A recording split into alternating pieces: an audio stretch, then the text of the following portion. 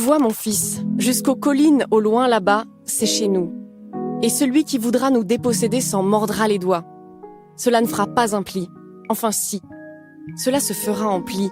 Parce que ce domaine, mon fils, tu vois, je l'ai construit en faisant des plis. Quand tu seras grand, tu comprendras, mon fils. Honshu, à l'instar de la belote ou du tarot, est un jeu de plis. Mais contrairement à ces grands classiques, les cartes récupérées ne sont pas entassées tristement dans un coin. Non, les cartes récupérées sont les portions d'un futur domaine flamboyant, marquant la puissance d'un seigneur nippo-féodal.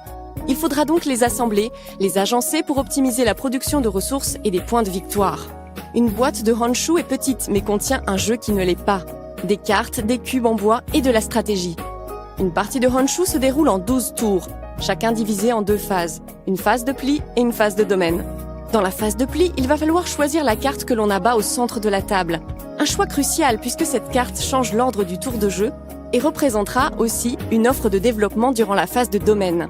Dans la phase de domaine, il va falloir prendre une carte parmi celles jouées durant la phase de pli et l'agencer avec celle déjà récupérée afin d'agrandir son domaine. Agencement qu'il faudra optimiser en réussissant à combiner au mieux les types de terrain et les manufactures générateurs de points de victoire.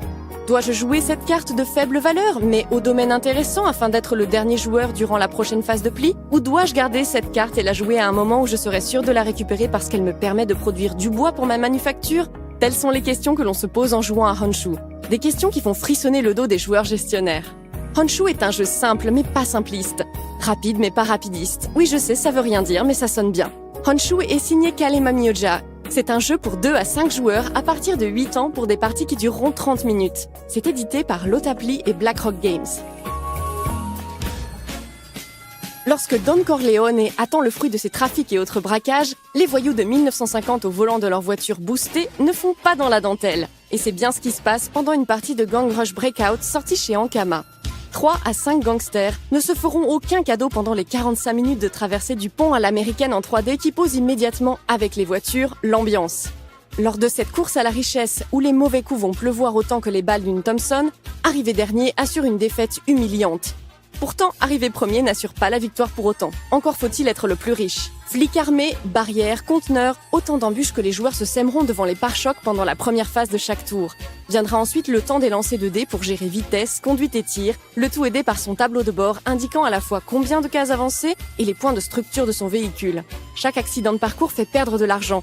Et ça, autant c'est moche pour la victoire, autant c'est bon pour ceux qui ramassent derrière. Pour lisser l'aléatoire, les dés inutilisés se revendent et il est possible d'acheter du matériel pour se prémunir des coups du sort. Saut de tremplin par-dessus les flics, tête à queue et arrosage de ses adversaires, coup de butoir pour un plongeon dans la rivière, tous les moyens sont bons pour finir le plus riche sans être le dernier. Gang Rush Breakout installe une bonne